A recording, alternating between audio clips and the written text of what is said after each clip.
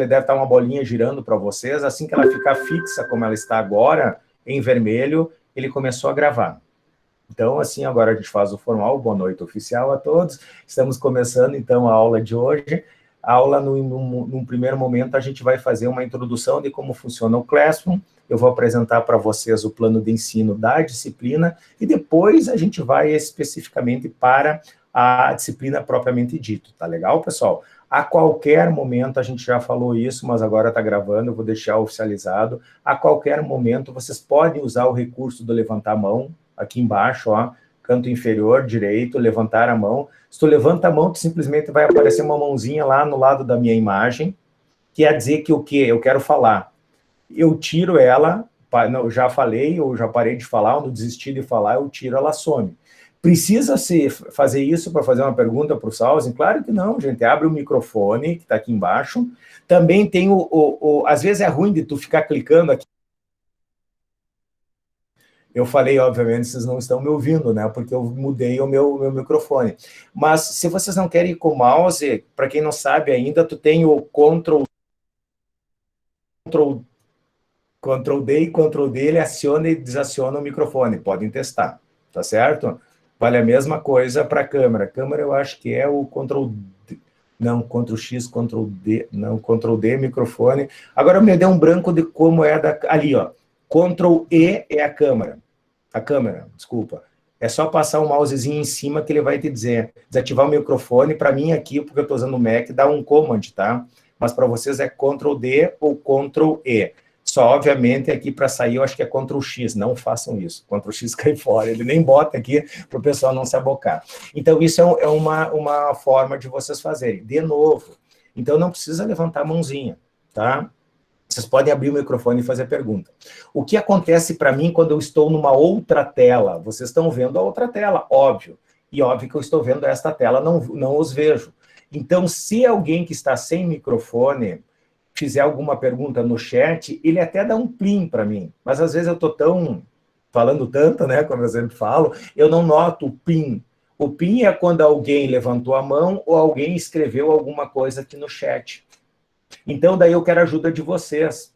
Ó, o Gabriel falou tranquilo às 19h40. Eu não me lembro de ter ouvido falar isso. Eu não olhei o chat, porque eu fico alternando de janelas. Então, assim, eu peço também aquela parceria de vocês. Salzen, olha lá no chat que tem pergunta. Alguém me fala isso, que está com o microfone, tá? Sem problema. Como eu falei, tem que ser informal isso aqui, pessoal. Tem que ser um negócio bom para todo mundo, tem que funcionar para todo mundo, o objetivo é aprender, tá? E aquela velha máxima que todo professor fala para vocês, não existe pergunta idiota. Façam a pergunta. Idiotice é ficar com dúvida e ficar patinando, porque a disciplina, como quase todas são assim, ela é gradativa. O conceito que eu trabalho hoje, eu preciso semana que vem, etc e tal, principalmente em linguagem algoritmo. Então, não fica com dúvidas, tá legal? Beleza. Posto isso, a gente vai mostrar um pouquinho aqui da estrutura do Classroom. O Classroom, ele trabalha por aba, vocês já viram. Mural, atividade, pessoas e notas, tá? Toda a nossa interação é Classroom ou e-mail do Sou Unijuí. Vocês podem, e não tem nenhum problema, se precisarem um contato, alguém já fez isso, eu já mandei o e-mail, eu vou botar aqui o meu celular, 991494272, para vocês me acessar por... Oi? Para você me acessar. Oi, querida, tudo bom? Para vocês acessarem o WhatsApp, tá? Só usam o velho bom senso, não me mandam um WhatsApp às 4h de sábado pedindo dúvida, tá? Que daí vocês estão rodados, vão fazer de novo a disciplina. Mas dentro de um bom contexto, aí vocês podem usar o WhatsApp para fazer pergunta, dúvidas, não ficam com um problema, até problema de link, isso é normal. Então, podem usar sem problema. O outro podem usar o e-mail que vocês já têm lá na disciplina. O meu e-mail é salzen@unijuí.br. Vocês já receberam o meu e-mail, mas também eu vou deixar o contato aqui no chatzinho para vocês, certo? Legal. Outra forma de vocês fazerem um contato é na plataforma do Classroom, seja ele pelo mural, como a gente acabou de fazer aqui, que é a primeira abinha, seja ele a partir de atividades. Atividades, depois vocês vão aprender, vocês não têm que entregar nada hoje, tá? Daí apareceu aqui para nós validar presença. Validar presença, plano de ensino, material... Opa, esse plano de ensino aqui, desculpa, eu deixei no rascunho, tá? Deixa eu só tirar para não confundir o meio de campo de vocês. O plano de ensino está aqui embaixo. Validar presença, material e plano de ensino. O plano de ensino só vai ter o nosso plano de ensino, que é o nosso guia. Se você clicar, está escrito aqui, ó. No plano de ensino da disciplina Programação Algoritmo está relacionada... Deixa eu dar um zoom aqui para vocês, que ninguém precisa ser ceguinho, né? No plano de ensino da disciplina Programação Algoritmo estão relacionadas várias informações pertinentes à mesma, assim como sua relação com as demais disciplinas do módulo. Sugiro a leitura completa. Isso aqui tem umas 7, 8 páginas, eu já vou explicar ele. Então, vocês leiam com calma, depois, não precisa ser agora. E também informo todas as atividades que podem sofrer alterações no transcorrer do semestre. Estarão sendo atualizadas nesse documento. Então, vocês clicando aqui, vocês vão ter acesso online a ele, ao plano de ensino, ou vocês podem efetivamente baixar esse plano de ensino ali clicando. Tanto faz um ou outro. O que é um plano de ensino, pessoal? Ó, 9 páginas, tá? Um plano de ensino é tudo que relaciona-se com a disciplina. Por exemplo, essa disciplina foi ofertada para o curso de Engenharia de Mecânica, mas, na verdade, é para qualquer engenharia, computação, já falei isso, design, arquitetura, etc. e tal, porque é do núcleo básico. Ela está dentro de um módulo. Então, quem faz mecânica tem 5 disciplinas desse módulo. Todas elas estão vinculadas. Quem faz elétrica tem outro, geralmente é o mesmo módulo, são muito semelhantes às engenharias, tá? A computação destoa um pouquinho, a arquitetura destoa um pouquinho, mas as engenharias praticamente são módulos fechados. O que é módulo? Um conjunto de 5 ou 6 disciplinas, dependendo do semestre. A programação algoritmo é uma delas. Então, aqui vai a dizer, e essa nova graduação na universidade, ela trabalha não mais só com disciplinas no formato grade, mas sim no formato módulo, em que existe uma interseção muito grande, uma união entre essas disciplinas, e esse elo de união é justamente as competências. Então, aqui no plano vai dizer as competências que o aluno vai ter no módulo, que são 5 ou 6 disciplinas, dependendo do semestre. Eu não vou ler tudo isso aqui, tá? Vocês podem fazer uma leitura depois detalhada e atenta. Depois vai dizer qual é a competência específica que vocês vão obter nesta disciplina, as habilidades que serão desenvolvidas pelo módulo e depois as desenvolvidas pela própria disciplina. Toda ela está escrito aqui. Vai me dizer o que é ementa, depois a gente vai conversar sobre a disciplina, não se estresse. Isso aqui é consultivo para vocês. A ementa do que ela aborda, toda a disciplina tem isso aqui, essa cara, pessoal. E depois o conteúdo programático. O que interessa aqui para nós no conteúdo programático? Logo no final aqui, bem no final, não logo no final, a gente vai passar alguns detalhes aqui. Vai ter, dia por dia, ó, dia 24 de fevereiro, que é hoje, às 19h10, a gente vai ter esse assunto. A aula vai estar disponibilizada, a aula 1, Introdução PPTX, que é um PowerPoint, aonde? Lá no Classroom. Como eu sei isso? Vai vir aqui, aula 2401, que é o material. Por enquanto, só tem problema 1, tem problema 2. Depois eu vou explicar isso aqui. Não está o slide aqui, mas tu disse, Salsi, que ia estar. Eu só coloco o slide quando acaba a aula. Porque tem algumas tarefas que eu peço para vocês fazerem no transcorrer da aula e logo na sequência eu deixo a resposta delas. Então, se eu já dou o slide aqui, todo mundo vai ficar inteligente, né? Eu faço uma pergunta, uma tarefa, vocês já respondem. Então, é por isso que eu não coloquei os slides ainda. Mas elas vão estar no final da aula, aqui em PDF para vocês acessarem. As outras coisas eu vou explicar no transcorrer. Também vai estar, depois que eu não criei ainda, um desses títulos que a gente chama de label, escrito assim, gravação das aulas. Vai estar a aula gravada ao final da aula. Eu vou disponibilizar. Com certo delay, que eu já expliquei, aquele delay que o Google faz até ele liberar o material gravado. Voltando, então, lá para o plano de ensino. Todos os dias, pessoal, dos nossos 18 encontros, então, eu tive um problema, eu não assisti a aula tal, na ordem. Tu vai vir aqui, digamos que tu não tenha assistido a aula de hoje. A aula de hoje foi dia 24, ele disse, o Salsi abordou o quê? abordou a evolução da computação vinculado com a introdução à programação algorítmica. Eu tenho que ver o slide da aula 1, ele fez alguns exemplos, exercícios, e ele tem já, para essa aula, o que a gente chama de estudos independentes. Essa é uma novidade, pessoal, deixa eu olhar as carinhas de vocês aqui. Essa é uma novidade dessa nova modalidade da graduação por competência. Você tem 60 horas, a disciplina é 80, você tem 60 horas teóricas comigo, aqui eu enchendo o saco todo o tempo com vocês, dando conteúdo, cobrando conteúdo, explicando conteúdo, e 20 horas de EI, estudos independentes. O que é independente? Eu, tia Chica. Tu vai aprender a aprender. Então, são as famosas atividades, vulgarmente chamada antigamente de tema. Tá? Então, vocês vão ter atividades que vão complementar o conteúdo trabalhado em aula. Algumas disciplinas, eles são complementares, algumas são uma revisão, algumas são um novo conteúdo que não foi abordado. Cada disciplina tem uma sistemática. Eu, em algoritmo, em programação algorítmica, o que eu faço? Eu trabalho sempre, vocês vão notar que a metodologia sempre é a mesma.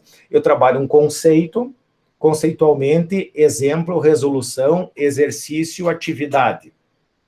E na extensão e nos estudos independentes, eu dou alguma coisa para vocês refletirem o que a gente trabalhou em aula em uma atividade a ser desenvolvida extra classe. Tá certo? Como vai ser cobrado essas atividades extra classe, porque ela fazem parte através no conteúdo da prova, ou eu faço para entregar uma lista, depois quando eu te explicar as avaliações para vocês, isso vai ficar mais claro, certo? Não se atucanem.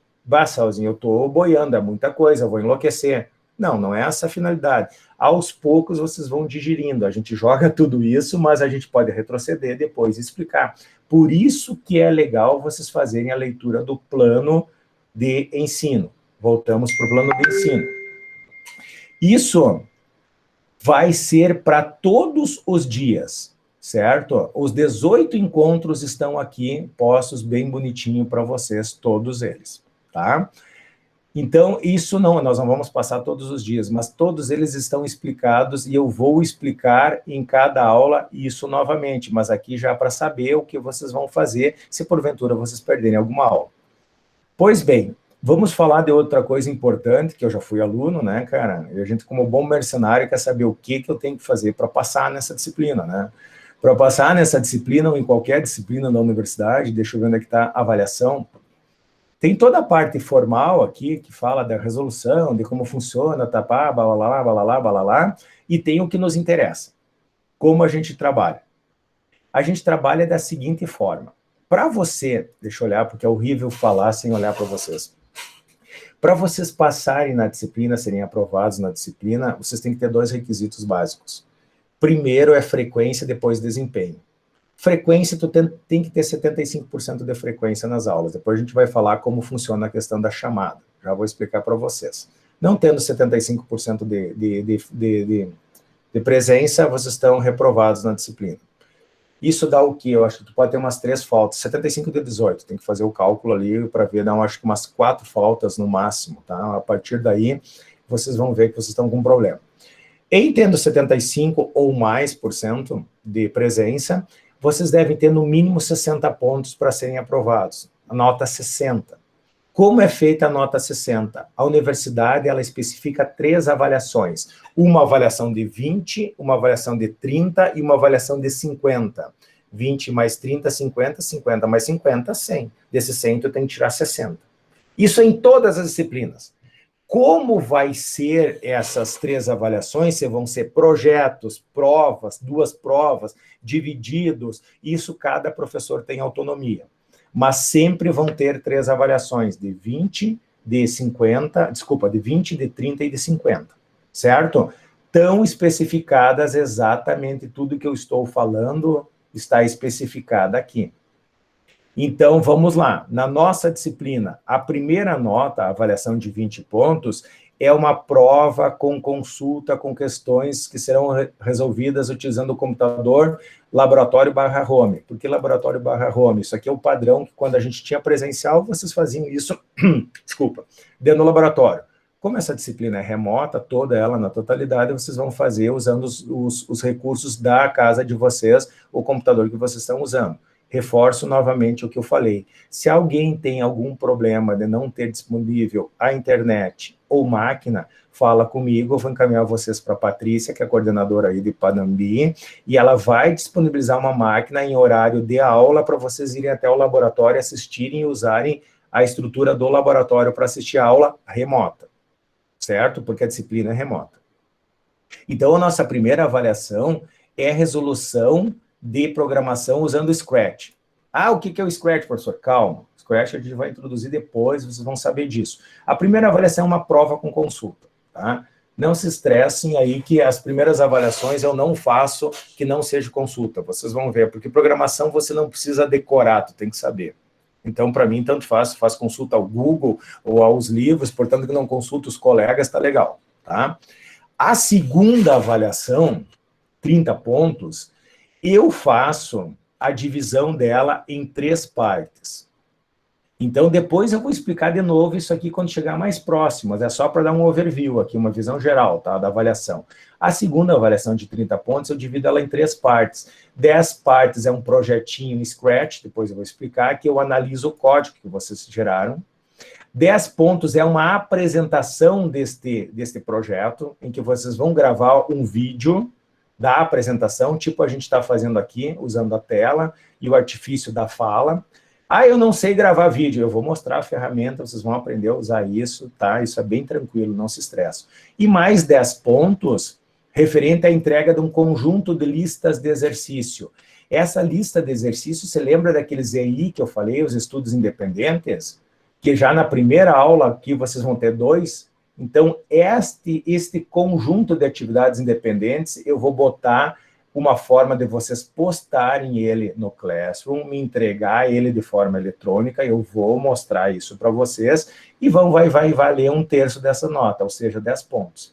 Então, essas 3 notas, 10 mais 10 mais 10, formam os 30 pontos da segunda avaliação. E a última avaliação é de 50 pontos.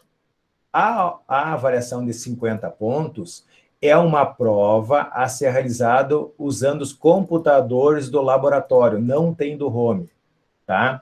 A universidade, por uma norma dela, está dizendo que este ano, independente do que acontecer, a nossa disciplina vai ser remota. Mas a avaliação final vai ser feita nas dependências do laboratório, presencial, tá certo? Não se atucanem que então toda a disciplina eu vou fazer remota, com todos os recursos que eu posso olhar. A minha prova é com consulta também, pessoal. Eu não faço prova sem consulta. Vocês vão aprender a programar aqui. Ou melhor, vocês vão aprender uma linguagem algorítmica. Então, é normal vocês fazerem pesquisa. Eu não tenho estresse quanto a isso, tá? É assim com consulta, tá? Então, essa última, a gente vai ver como vai funcionar isso, como vai estar a pandemia até o último evento, mas, de qualquer forma, eu já digo para vocês, se vai ser presencial, vai ser nas dependências do laboratório e vai atender todos os requisitos de distanciamento, etc. e tal. Isso vai ser... A gente tem 17 encontros para pensar nisso. Isso daqui 17 semanas, então tem tempo, vamos deixar isso para mais adiante. Entenderam até agora a sistemática das avaliações, assim, uma visão geral? Vamos acordar? Estão dormindo? Sim. Tranquilo? Ótimo. Então, tomar uma aguinha. Então, continuando aqui, vocês podem depois... eu não falei uma coisa. A universidade também tem uma coisa chamada prova extemporânea. O que é o conceito? Deixa eu aumentar um pouquinho aqui. Vocês têm que me mijar, tem que dizer, eu não estou enxergando nada. Eu esqueço, eu enxergo aqui, né? A prova extemporânea, como diz o próprio nome, é fora do tempo.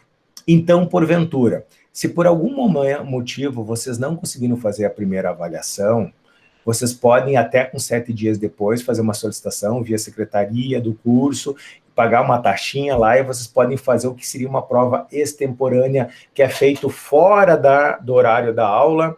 E essa aqui, com certeza, vai ser presencial lá no campus Panambi, e você tem que ir lá e fazer a prova. Porque você perdeu a prova efetivamente que seria num dia. Porque essa prova que vai acontecer, já digo para vocês, lá no cronograma, se tu olhar, de 6 em 6 eu faço uma avaliação. Então, na sexta aula, tá aqui, ó, dia 31 de março é a nossa primeira avaliação. A nossa segunda avaliação vai ser na 12ª aula, onde é que está? Segunda avaliação, que é aquela parte da entrega, mas depois a gente vai ver. E, obviamente, a nossa terceira avaliação está no último dia da avaliação. Aqui o cronograma está todo ele completo. Tudo isso aqui está explicadinho, tá, pessoal? Então, por isso que eu estou passando meio batido e rápido. Então, ao que não pode ser feito de extemporânea, isso vale para qualquer disciplina, dado uma norma da universidade, é aqui, ó. Onde é que está? Conforme norma da Unijuí, esta avaliação não se aplica à prova extemporânea. Por que ela não se aplica? Porque ela não é uma prova. Ela é formada por um conjunto de 3 outras atividades, que é um projeto, um vídeo e a entrega de um conjunto de listas de exercício. Então, você não tem como perder isso aqui, porque isso aqui não é uma prova, é feito no transcorrer do semestre.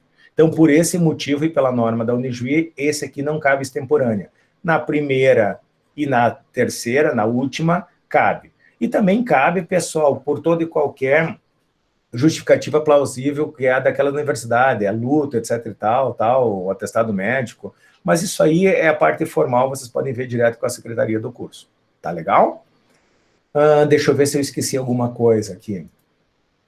A gente já falou das provas, já falou... Depois aqui, ainda o pessoal não disponibilizou bibliografia básica e complementar, mas quando eu apresentar os slides, eu coloquei as bibliografias básicas e complementares, tá certo? O restante, então, pessoal, eu peço para que vocês façam efetivamente aqui uma leitura, depois com calma, vocês podem imprimir, vocês podem ter mais ações aqui, abrindo uma outra janela. Aqui vocês vão ter que começar a se acostumar com esse ambiente do Google, tá legal?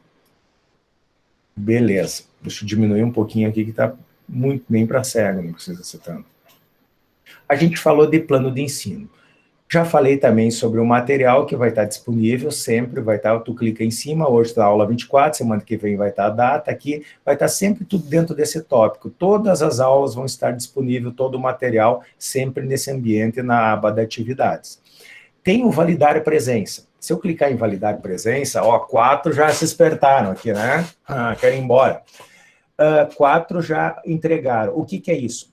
Validar a presença é uma atividade para validar a presença. Não precisa anexar nada, apenas marca a atividade como finalizada. Para mim não aparece, mas se vocês forem aqui, e eu peço que vocês façam isso agora, clicar em ver atividade, eu acho que é canto superior direito aqui, tem marcar a atividade como finalizada. No momento em que vocês marcarem, isso vai aumentar como entregue aqui para mim. Por enquanto, aqui eu clico quem entregou. Gabriel, Murilo, a Natasha e o Volney já entregaram. Então, eu tenho o controle. A minha chamada é assim. Então, por gentileza, vão até o Classroom lá, entram canto superior direito, eu não me lembro, tem um botão aqui, para mim não aparece, mas se não me falha a memória, é um botão que está a marcar a atividade como finalizada. Não precisa anexar nada.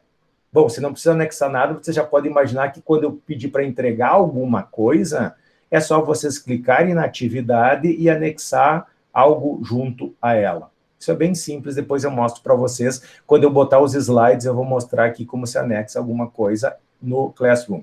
Ó, mais 2 pessoas atualizou, marcaram como entregues. Tranquilo isso, pessoal? Sempre a validação da chamada vai estar aberta, tá? Ela fica aberta das 7h10 até as 22h30. Então, dentro desse período, você tem que entrar no Classroom, vir aqui e marcar. Eu não vou ficar cuidando aqui se tu tá na aula, se tu não tá na aula, isso vocês vão ver um monte de professor falando para vocês. 3º grau, velho, curso superior, é o aluno que gerencia o seu tempo, é o aluno que gera o seu interesse. Viu, professor? Oi. Aqui no meu computador aqui só aparece material e plano de ensino, não aparece o validar presença. Tem certeza? Sim, senhor. Só aparece os 2 aqui, não aparece o 3º. Tá. Eu não consegui acessar também ainda, professor, não sei... Como? Também não consegui ainda chegar ali. Vamos lá, vamos junto então. Assim, pessoal, Deixa eu só ver uma coisa. Felipe e Marlon, deixa eu só ver uma coisa. Felipe, deixa eu ver o sobrenome. Felipe, Rafael, Marlon, Rogério. Ó, vamos ver se vocês estão. Vocês têm que estar aqui. Felipe, é esse aqui, né, Felipe?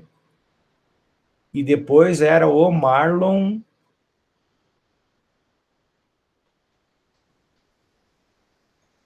Não, desculpa. Não tô aí, né, professor? Como? Não tô aí na lista. Pois é, tu não tá, por isso que tu não tá conseguindo, cara. Tu fez a matrícula? Deixa eu ver aqui. Já vamos resolver isso aí. Vamos ver se lá no portal da Unijuí tu tá. Só um minutinho.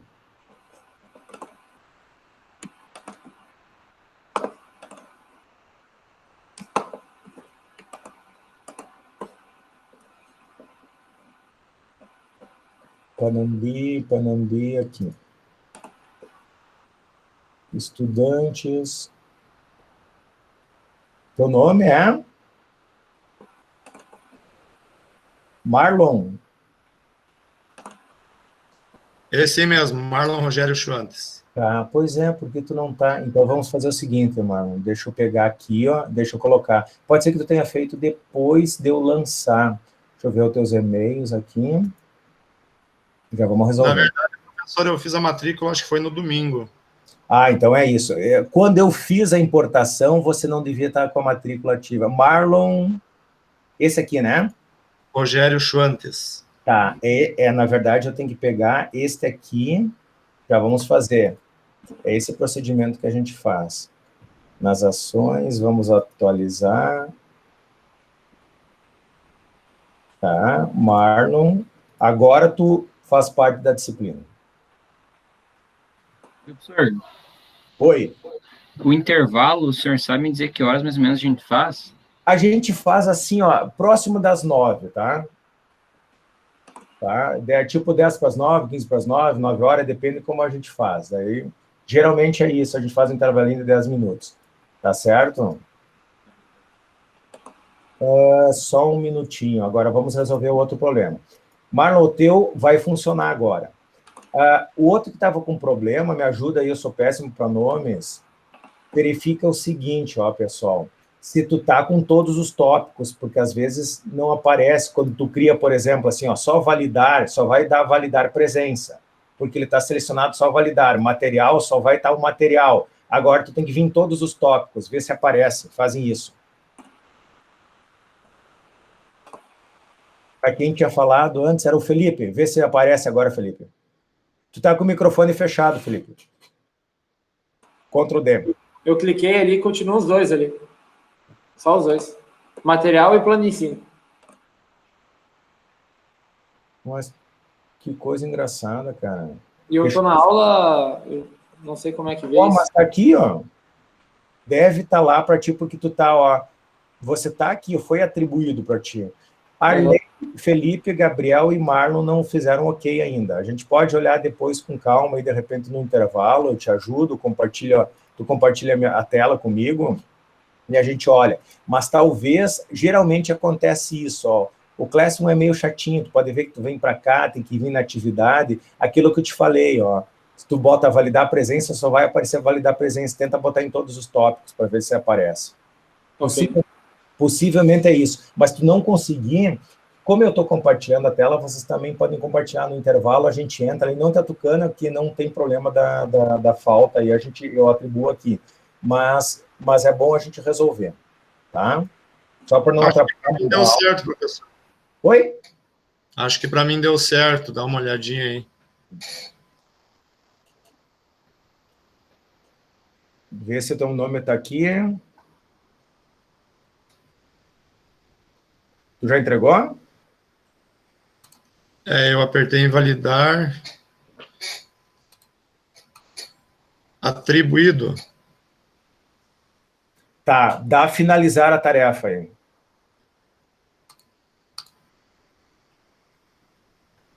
Bem no canto superior direito lá, tem um íconezinho lá. É tipo entregar ou finalizar a tarefa, né?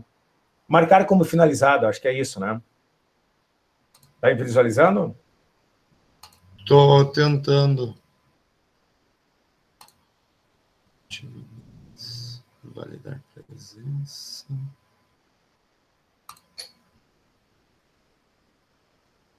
Mas tranquilo, senão a gente, Marlon, depois a gente faz a mesma coisa no intervalo, daí para a gente não perder muito tempo agora. A gente faz o intervalo, eu pego com vocês. Tá legal? Mas não te atucana que a gente faz isso. Bom, galera, posto isso, então, vocês não se preocupem que, assim, o primeiro dia de aula é assim até você se ambientar ao Classroom, tá? Não se atucando, vocês não vão ganhar falta, a gente vai resolver. O problema é bem como o Felipe e o Marlon fizeram. Ah, o Marlon a gente viu que ele não estava na aula, a gente botou ele. O Felipe depois a gente vai resolver. Então, a gente tem que equacionar, a gente resolve uma vez o problema, vocês aprenderam, daí vai embora. O que a gente vai fazer agora, gente? Ah, eu tô pelo... desculpa, Arlene. Viu? Vocês não me avisaram que tinha lá no chat, né? Não estou conseguindo. Tá, Arlene, nós podemos tentar... O ideal, Arlene, assim, ó, para te acompanhar, tu pode até ouvir a aula pelo celular, mas o ideal é pegar um notebook ou um computador, certo? Daí naquela linha, se tu não tens acesso a ele disponível, a gente conversa para te ir até a universidade e usar lá, sem problema, a universidade disponibiliza isso. Porque realmente, assim, no celular é um pouco complicado você acompanhar, porque tu vai ter um desenvolvimento depois que o celular... Uma coisa é tu ouvir um áudio, ouvir uma aula, mas na parte da programação depois vai complicar bastante. Então, hoje tu tenta acompanhar no celular, depois tu vai ter essa gravação para assistir, tá? Sem problema. Mas se tu não conseguir um notebook, um computador, isso vale para todos, pessoal. Vocês devem entrar em contato com a coordenadora aí de Panambi, que é a professora Patrícia, que eles vão disponibilizar o acesso ao laboratório para vocês acessarem lá o computador, tá? Isso tem que ficar bem claro. É fundamental a gente usar, os computadores ou um notebook para vocês desenvolver essa disciplina com tempo. Tá legal? Depois também, Arley, quando eu dou um intervalo, a gente faz um intervalinho um pouquinho maior, daí a gente trabalha especificamente aí, enquanto o pessoal toma um café, nessas questões aí. Beleza? Tá, beleza. Tá, galera, o que a gente vai fazer agora? Agora, a gente vai, propriamente dito, começar aqui a nossa aula de hoje. A partir, ficou o fundo preto aí, porque está estabilizando a imagem da apresentação. Dentro de instantes, aí vai apresentar para vocês. Só me dá um retorno por áudio, porque a partir de agora eu não vejo vocês, eu não enxergo o chat, eu só enxergo a apresentação em modo de full screen, tá? Que é a tela cheia. Vocês estão vendo aí a aula 1, conceitos introdutórios em modo de apresentação? Sim. Sim. Beleza, então deixa eu tomar uma aguinha aqui, respirar e vamos começar. O que a gente vai ver na aula de hoje? Vamos lá. Programação algoritmo, meu nome, eu já me apresentei, a edição de 2021, e o que a gente vai trabalhar? Antes, quando eu apresentei o plano de ensino para vocês, lá ainda não liberaram para vocês a bibliografia básica e a bibliografia complementar. Sempre a universidade trabalha com 2 bibliografias, a básica, formada por 3 livros, e a complementar, formada por 5. Todos esses livros estão disponíveis para vocês na biblioteca, seja virtual ou seja física. Por que eu estou dizendo isso? Depois eu vou mostrar um slide ali que vocês têm acesso à pesquisa na biblioteca através do sistema. Alguns livros são cedidos de forma e-book para o aluno na minha biblioteca, que eu vou mostrar. Esses livros aqui são livros clássicos utilizados na parte de algoritmo. O nosso livro-texto é justamente esse terceiro aqui. O terceiro livro aqui do Mazzano. Esse é o nosso livro-texto. O que é um livro-texto? Os exemplos, a parte do conteúdo, tudo é retirado deste livro. Então, se vocês querem um livro para seguir como referência, é esse livro aqui. Eu preciso comprar o livro, professor, é óbvio. Tem acesso a esse livro via biblioteca, ou você pode também acompanhar pelos slides que eu estou mostrando. Vocês vão ver que a minha sistemática é sempre, eu trabalho a parte de conteúdo, eu mostro um exemplo, resolvo um exemplo e dou um exercício. Então, vocês têm um material, mas o livro é importante enquanto apoio. Ah, eu não entendi tal parte, eu vou dar um referencial lá no livro, principalmente na bibliografia básica. Bibliografia complementar, como um próprio... Encontrei isso na internet. Desculpa, a minha Siri aqui começou a conversar comigo. A minha bibliografia complementar, ela se refere já, como fala o próprio nome, complemento à básica, tá?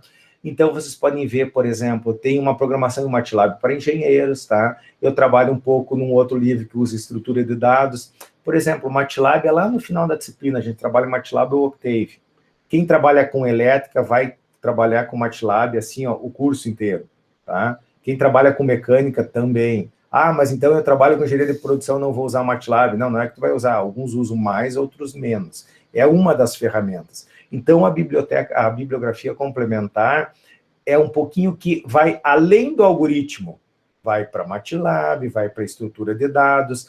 Não é um livro tão usual, vocês não precisam estar acessando toda hora, como o próprio nome já diz. Tudo isso, pessoal, eu peguei uns print aqui da tela, se vocês entrarem no portal, agora não o Classroom, aquele portal ali que eu entrei para colocar o colega de vocês e procurei o nome dele na lista. Aquele portal vocês usam basicamente para ver duas coisas, o número de falta de vocês e a nota. Todo o resto é no Classroom. Quando vocês entrarem no portal do aluno da Unijuí, no Unijuí do BR, lá login e senha, vocês vão ter acesso à biblioteca. A biblioteca BUMON é a Biblioteca Universitária Mário Osório Marques, é o acrônimo, tá? É as iniciais do nome da nossa biblioteca. Se tu clicar aqui, ela vai abrir isso aqui para vocês. Uma outra página que eu só peguei o que interessa, tá? Vai abrir catálogo online, tu clica em catálogo online, tu dá um search lá, desculpa, um procura, e vai procurar livro de algoritmo, ele vai te listar todos os livros, e daí tu pode retirar esse livro. Alguns deles estão em formato e-book, daí você pode acessar por aqui, e ele vai cair lá na minha biblioteca. O que é minha biblioteca? A tua biblioteca dentro do teu portal, quando está disponível um e-book, em que você lê dentro do sistema, certo? São os dois formatos. Isso, com o tempo, vocês vão se acostumando. Aí, o intuito aqui não é ensinar vocês a usar a biblioteca virtual, é mostrar que ela existe, aonde vocês acessam, e para vocês terem um indicativo de como trabalhar. Tá legal? Continuando. Agora, nessa parte, eu já inverti um pouquinho, eu ia dizer, vamos para o Classroom, que depois do portal, depois da biblioteca, a ferramenta de interação que a gente vai ter na disciplina é o nosso Classroom. Como eu já falei, todas as minhas atividades, todo o meu material, a gravação, tudo vai estar girando em torno do Classroom, com exceção das notas, com exceção das presenças, que o lançamento vocês fazem porque vocês acabaram de fazer, eu validar a presença, mas eu lanço depois lá no portal. Ah, eu preciso estar entrando no portal só para saber a nota e número de faltas que tu tem na disciplina, só. O restante tudo é no Classroom, tá legal? Pois bem, o que a gente define e o que a gente usa, agora já falando propriamente dito da disciplina, tá? 8h22, a gente começou agora a nossa aula da disciplina. Mas isso faz parte, estava dentro do cômputo da disciplina. Primeiro dia a gente tem que fazer essa introdução, tem que se amigar, tem que efetivamente se conhecer e tem que começar a usar o ferramental que está disponível para nós. E possivelmente a gente vai voltar a falar sobre essas dúvidas. Ah, como eu posto uma atividade, como eu faço isso, não tem problema. Agora, falando especificamente da disciplina de linguagem algorítmica, ou algoritmo, tá? De programação algorítmica, qual é a ferramenta que a gente utiliza? Qual é a nossa ferramenta de trabalho? Nossa ferramenta de trabalho, até eu estava falando para o colega, ele estava com o celular, é o computador. Nós precisamos o que, efetivamente, para desenvolver um bom trabalho nessa disciplina? De um computador. Ah, Salzinho, software, tu disse que vai usar o Scratch, tu vai usar o Octave ou o MATLAB, tá? Não tem problema. Se fosse a aula, o caso de vocês a remota, a gente iria usar no laboratório o MATLAB. Como a gente vai usar no computador de vocês, e o MATLAB é um software pago, tá? A universidade tem licença, mas eu não tenho como exigir que vocês baixem o MATLAB no computador de vocês, tá? Comprar o MATLAB para uma disciplina não tem sentido. E baixar de outros meios não ortodoxos aí não é correto, tá? Baixar é a pirataria. Então, nós vamos usar o Octave, que é o software livre do MATLAB. O Scratch é um programa que a gente vai usar no segundo módulo da disciplina. A disciplina basicamente é dividida em 3 módulos. Parte introdutória, Scratch e depois Octave, finalizando ela. Depois a gente vai melhorar essa explicação e vocês vão entender melhor. Mas independente de qual módulo que a gente está usando, e a gente vai dar todo o ferramental para vocês, a ferramenta básica é o computador. Vocês têm que ter um computador, vocês têm que ter um notebook. De novo, então eu reforço. Se alguém não tem acesso bom à internet, ou se efetivamente não tem acesso ao notebook, o computador, fala com a coordenadora do curso em Panambi, que ela vai disponibilizar o laboratório para vocês, certo? Mas vai continuar na modalidade remota. Pois bem, aqui tem uma brincadeira que a gente sempre faz, principalmente com o pessoal da computação, que o que é um computador, né? Então, um pouco de teoria aí, tá? A gente vai ter umas aulinhas aí de evolução dos computadores, mas é uma aula de computação de 15 minutos, não mais do que isso. Por quê? Porque não adianta eu começar a ensinar o fundamento da computação, que é o algoritmo que prepara vocês para a programação de computadores, se eu não disser o que é um computador e como ele surgiu. Então, a gente tem uma brincadeira, principalmente na área da computação, em que a gente diz que o computador, ele tem duas grandes divisões, ou ele é hardware, ou ele é software, ou melhor, ele é a união de hardware com software. Hardware é aquilo que tu consegue bater, tá? E software é o que tu consegue xingar. Então, por exemplo, quando tu fica puto da cara que tu não tá conseguindo fazer alguma coisa, tu dá uma porrada no teu teclado, é hardware. Quando tu xinga o Windows que ele deu telinha azul e que ele travou, o teu Word não carrega, é software. A junção desses dois é a nossa ferramenta de trabalho. Aonde nós vamos atuar no software? No desenvolvimento de software. Ou melhor, em algo que preceda o desenvolvimento, que é justamente pegar um problema e fazer uma programação algorítmica. Gerar um algoritmo que, a partir desse algoritmo, eu consigo implementar, programar e ele virar um software que vai trabalhar com o hardware como um todo. E esse conjunto é o nosso computador. É essa a questão. Agora, para mim entender isso, eu tenho que falar um pouquinho das gerações dos computadores, da evolução. Daí a gente faz a outra brincadeira, né? Quase que uma evolução de Darwin aqui, tá? Então, da onde surgiu esses computadores? Os computadores tiveram gerações de computadores. E o bom da história é que só são 4 gerações. E a última delas, que é a quarta, ela finalizou, ou melhor, ela iniciou em 1971 e permanece até hoje. Então, se tu entender como isso funciona e como isso cresceu, tu vai entender que todo e qualquer computador trabalha da mesma forma. Se ele trabalha da mesma forma, eu programando para eu programo em qualquer computador. Independente de sistema operacional, eu, por exemplo, uso o Mac OS. Vocês podem usar o Windows, vocês podem usar Linux, você pode usar Unix, tu pode usar qualquer marca de computador e você vai saber desenvolver para ele. Porque tu vai ter o princípio da linguagem algoritmo, que é o algoritmo. Depois é um detalhe tu jogar isso. Nós vamos jogar em Octave e MATLAB, mas tu poderia botar em Java, em C, em Python, em PHP, isso são tudo nome de linguagem de programação. Isso é trivial, isso é decoreba, isso é botar comando. O nosso problema maior é como tu resolve o problema e bota num linguajar computacional, que é o algoritmo. Então, para isso, a gente vai falar um pouquinho da evolução dos computadores. E a evolução dos computadores, ela começa, obviamente, na sua primeira geração. Aqui no slide, já estão vendo aqui a foto, vocês já devem ter visto isso em algum momento, em algum noticiário, algum documentário, algum artigo, o famoso ENIAC. O ENIAC está vinculado aqui a uma data histórica. Isso é normal, né? A história sempre se apega a grandes eventos para começar a contar uma história para vocês nunca esquecerem. Qual o grande evento que aconteceu entre 1943 e 1946 aí? Vocês lembram?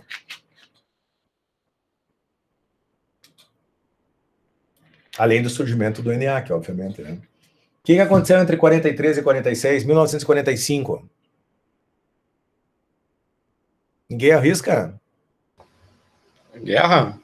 Segunda Grande Guerra Mundial, exatamente. E daí tu vê, Nagasaki, Hiroshima é a bomba, né? A bomba atômica. Então foi na Segunda Guerra Mundial, tem a bomba atômica, e daí surgiu o primeiro computador, o ENIAC. Ele foi criado para fazer os cálculos da bomba atômica. Cara, tu vai abrir vários livros que falam essa asneira. Não foi.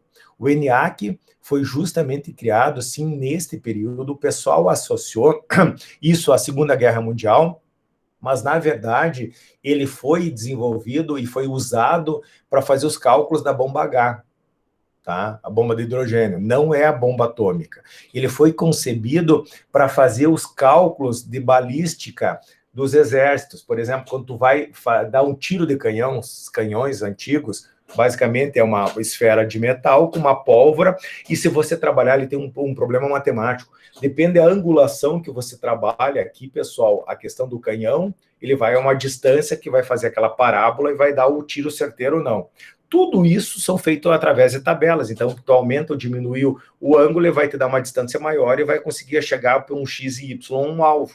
Isso é um cálculo matemático, isso é feito em tabelas. Esse computador foi concebido para acelerar esse tipo de cálculo que era feito até então à mão. A história diz isso. Mas o que é esse ENIAC? Esse ENIAC é a primeira coisa que a gente chama de computador de propósito geral.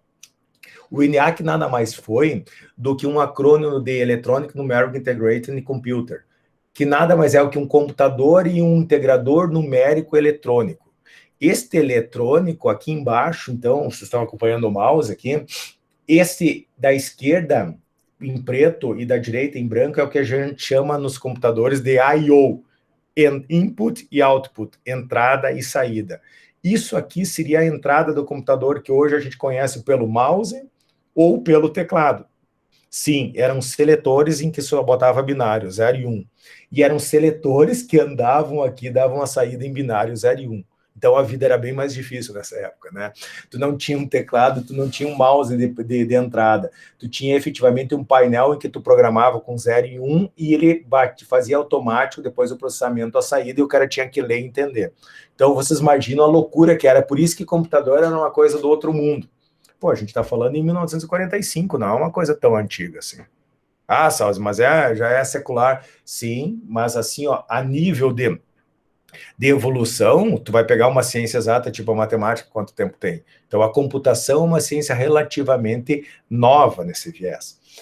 Como ele funcionava, pessoal? Ele funcionava no que a gente chamava de primeira geração computadores a válvula. Então, válvula, para quem não conhece, é essa criatura aqui, essa coisa enorme, aí o pessoal da engenharia elétrica depois vai entrar direto em transistores, tá? Não vai mais ver a válvula, valvulada, quase não existe mais nada hoje, né?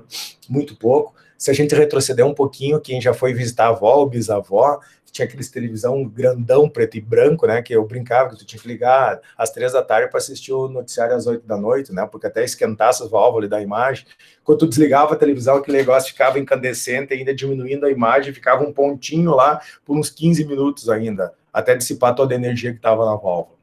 Então, é uma loucura. Isso aqui justifica o tamanho de 17 mil válvulas, 800 quilômetros de cabo, pesando 30 toneladas. Está aqui. Isso é a primeira geração. Isso aqui dissipava um calor enorme, isso aqui gastava uma energia de mais uma cidade de 10 mil habitantes. É uma loucura o que era um computador dado a sua primeira geração. Então, tu imagina, com tudo com válvula, não preciso dizer o calor que era aqui dentro e a quantidade de defeitos que dava por superaquecimento aqui, e queima, obviamente, né? A gente chama isso de primeira geração. Extremamente restrito o processamento. Com certeza, qualquer celular de vocês, por mais comum que tu possa pensar que seja o teu celular, deve ter 1000 vezes mais o poder computacional do que tinha o ENIAC em 1945. Tá? A segunda geração, então, avançando um pouco na eletrônica, tu sai de válvula e vai para transistores. Sem entrar no mérito da questão, tá, pessoal? Tento imaginar que a válvula é essa coisa grande. Tento imaginar, não, ela está quase numa escala natural aqui do tamanho da mão, das válvulas usadas no ENIAC, para um transistor. Aqui uma relação de tamanho. Então, o que aconteceu? Você fez a miniaturização, obviamente isso aqui usa menos energia, ocupa menos espaço, dissipa menos calor. Então, a segunda geração são os computadores transistorizados, tá? Então, já é um transistor que tem, não mais válvula. Ainda tu encontra alguns eletrônicos antigos que são de transistores, tá? O que aconteceu? Com esse advento, esses transistores foram até a década de 60.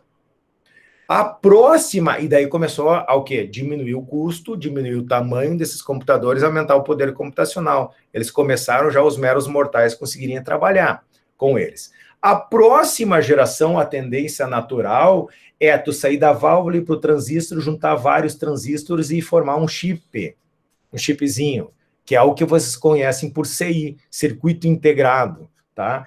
que é justamente a terceira geração. Então, lá em 1958, na década de 60, já 60 e uns quebrados, a Texas Instrumentos, que fazia aquelas coisas chamadas calculadoras, que hoje ninguém mais usa, né? Ou se usa calculadora, se usa através de um programa de computador ou do celular, né? Mas as Texas fez o primeiro CI integrado. Então, está efetivamente aqui o desenho do que é um CI integrado, ele foi usado nas suas primeiras calculadoras. Bom, então você pode ver aqui a evolução bem natural. Primeira geração, essas coisas enormes, quentes, gastam um monte de energia, miniaturizando, diminui, vai para um transistor, junta vários transistores, bota num CI. Acabou a evolução. Não, não acabou. Tem uma quarta geração, que é justamente a geração que nós estamos. Acontece, tem uma coisa menor que o CI? Não, o CI é o limite. O que eles estão fazendo é integrando mais, aumentando o número de transistores dentro do CI. O que a gente chama disso hoje? A gente chama de circuitos VLSI, que vem de Very Large Scale Integration. E a escala de integração muito grande. Então, o que muda de um CI para um VLSI? O VLSI nada mais é do que um CI mais integrado, em que você aumenta o número de transistores ali dentro. O marco desta divisão, e por isso que eu fiz um histórico bem rápido das 4 gerações, é para te mostrar que lá de 45, 44, até 71 foram 3 gerações. Relativamente um tempo longo, né? Curto, desculpa. Depois de 71, você entrou na 4ª geração e nós permanecemos nela até hoje. O primeiro grande processador da Intel, que todo mundo conhece, a empresa Intel, a produtora de processadores, foi o 4001, o 4004.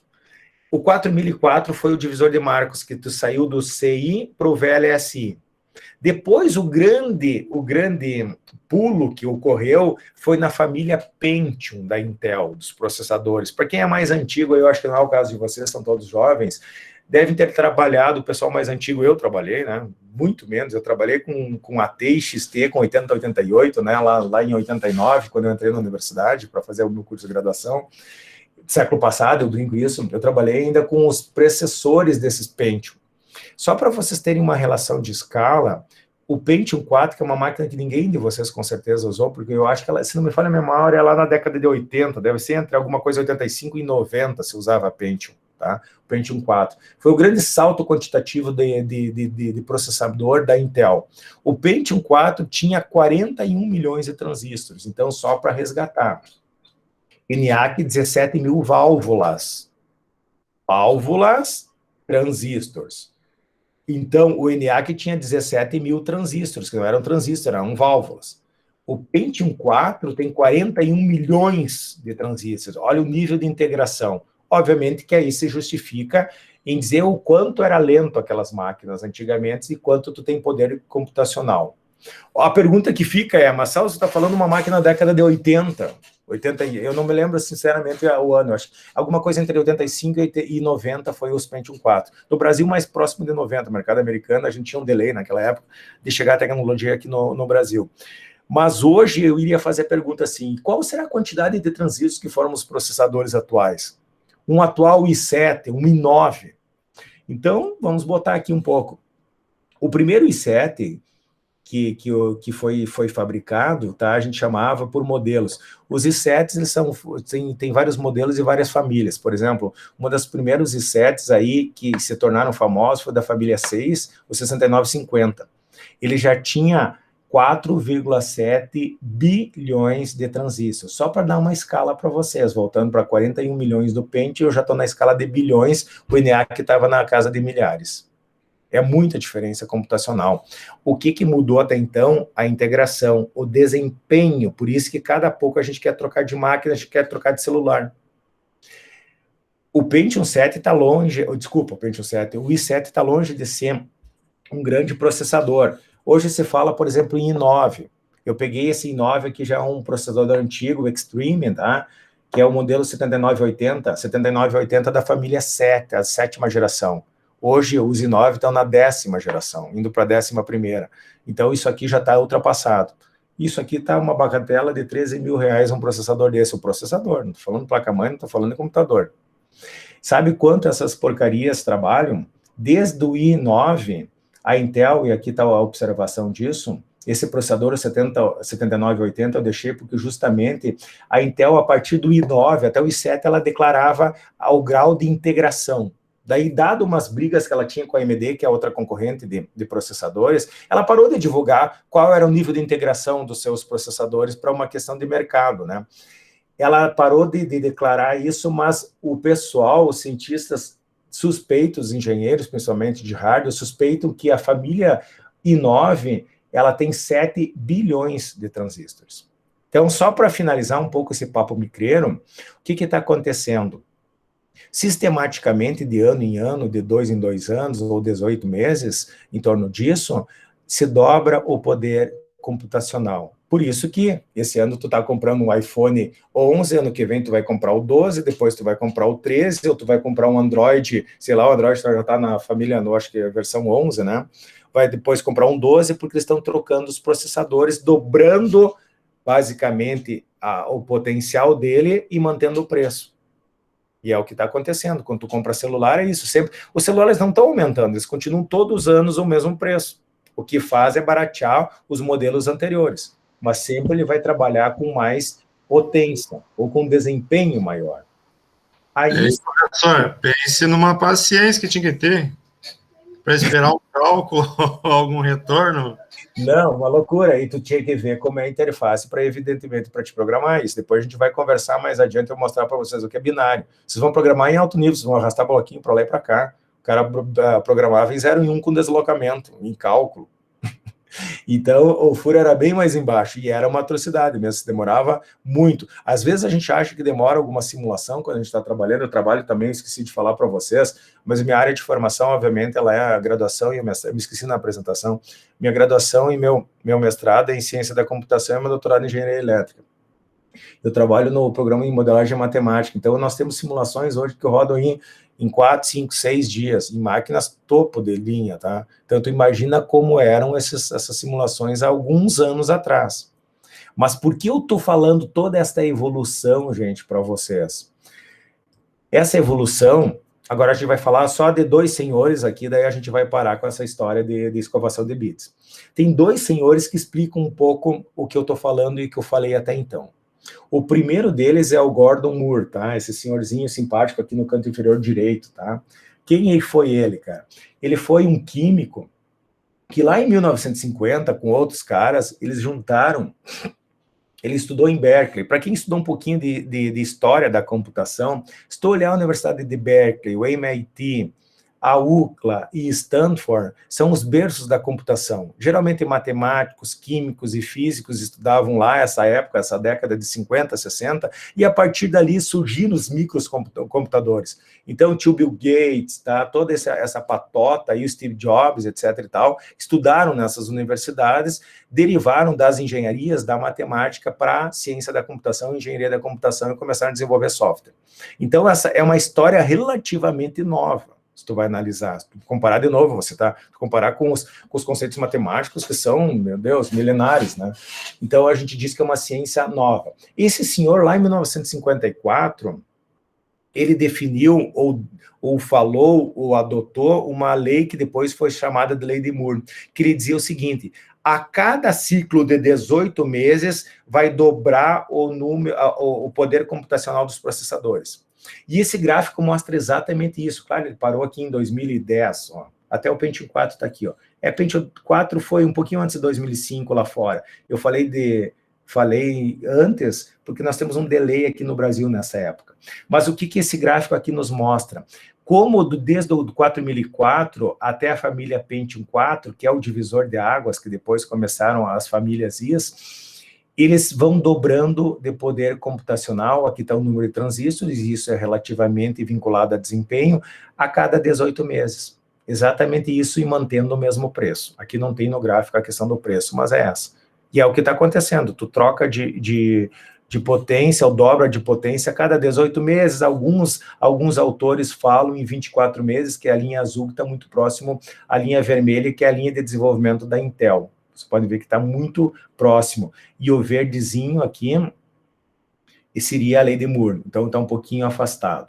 Então, entre 18 e 24 meses, dobra-se o poder computacional, e a este advento, essa previsão, a gente deu o nome de Lei de Moore. O Gordon Moore foi um dos fundadores da Intel, tá? Eles começaram a desenvolver, naquela época, lá na década de 60, os processadores. Outro senhor aqui que nós temos que falar, e quem vai estudar, quem for mais para o lado da computação, vai ouvir falar bastante, é desse húngaro, que é um matemático, tá? Depois ele foi, desculpa, foi naturalizado americano. Ele também definiu, antes de existir computadores, ou seja, antes de 1945, lá na década de 30, na década de 40, von Neumann definiu um modelo que hoje a gente chama de modelo de von Neumann, que ele definiu estrutura de como seria o computador. Mas como assim? O que é um computador? Um computador, para ele consistia de 5 componentes. As I/Os, que a gente chama até hoje, que são as unidades de entrada e saída, input, output, memória, ULA e unidade de controle. Ele diz que tudo isso é um computador. Isso fica mais fácil de vocês visualizarem aqui nesse gráfico. O computador, tudo que é processado no computador tem a sua entrada, seja ela por teclado, seja ela a partir do mouse, seja ela a partir da fala. Há pouco eu falei aqui, a Siri respondeu, né? É uma da forma de entrada de dados. Mas no computador sempre entra dados, passa para a memória, vai para a CPU, processa, volta para a memória e volta para a saída. A entrada pode ser teclado, a saída pode ser o teu monitor. O que entra? No computador é bem simples, gente. Ou entra dados, tá? Ou ele entra instruções, ou ele entra operações lógicas, ou entra operações aritméticas. O que é uma operação aritmética? É uma soma, uma subtração, uma divisão, uma multiplicação, acabou. O que é uma operação lógica? É uma condição, é um se, é um if, se A é maior que B. Pronto, é só isso que entra no computador. Se eu sei que só isso entra, eu só tenho que programar em cima disso. Que eu sei que tem uma entrada, ele vai jogar para a memória, ele vai jogar da memória para o processador. No processador, ele vai ter uma coisa chamada ALU-ULA. ULA vem do inglês, né, de unidade lógica aritmética. O que faz uma unidade lógica aritmética? Ela faz cálculos lógicos, que nada mais é que uma condição, ou cálculos aritméticos, que nada mais é que as 4 operações básicas. Pronto, gente, é só isso o computador. Entra dados, vai para a memória, da memória vai para a CPU, que nada... Não vamos entrar aqui em registradores, unidade de controle, que não vem o caso, mas se for o caso, registrador é a memória da CPU. A unidade de controle é o que controla os registradores e a unidade lógica aritmética. Então, se tu pensar, é simples. Entram dados, vai para a memória, vai para a CPU, é feito um cálculo aritmético ou lógico, volta para a memória e vai para a saída. Então, um bom algoritmo, tu já vai estar pensando, tem que ter uma entrada, vai ter um processamento e vai ter uma saída. Pronto, é assim que a gente programa. Por que eu fiz toda essa historinha? Para mostrar que desde 1971, quando a gente entrou na 4ª geração, ali quando foi desenvolvido o 4004 da Intel, nós continuamos com a mesma arquitetura. Não mudou nada. Se não mudou nada, eu continuo programando da mesma forma. Talvez isso venha a ser rasgado das disciplinas de algoritmo quando a computação quântica tomar forma. Daí é outra coisa, mas não é objeto de estudo aí hoje. Computação quântica, só para vocês terem ideia, a computação normal, que a gente estuda, ela trabalha com 0 ou 1. Ou é ligado ou é desligado, falando em termos elétricos. A computação quântica é 0, é 1 ou 0 a 1 ao mesmo tempo. É o computador quântico, em que vai aumentar muito o desempenho, mas daí não é mais essa arquitetura. Daí realmente é o que a gente chama de um propósito específico. Os computadores quânticos ainda são específicos de uma determinada ação. Elas não são computadores de propósito geral. Tu não vai ter um computador quântico para te digitar um texto, tá certo? Mas isso é outro papo. Enquanto a gente falar em computação tradicional, em 4ª geração, só aumentou o desempenho, a arquitetura continua a mesma. Se eu entender que a arquitetura continua a mesma, se eu entender que tudo entra, um dado, passa pela memória, faz uma operação lógica ou aritmética, volta para a memória e sai, está resolvido como eu tenho que encarar um problema computacional. Esta que é a ideia, esta que é a novidade do processo para a gente introduzir vocês ao conceito de algoritmos. Pessoal, são 10:50. Eu tinha prometido para vocês, até para não cansar. A gente vai fazer uma pausazinha agora, de uns 10 minutinhos, tá? Agora são 20h49. Então, às 9h02, por aí, a gente volta, retorna, toma um cafezinho. Eu vou pausar a gravação. Então, por isso que tem gravação 1 e 2, até para mim mostrar para vocês aonde vocês acessam depois desta gravação. Tá certo? Então, deixa eu só finalizar aqui a parte da gravação.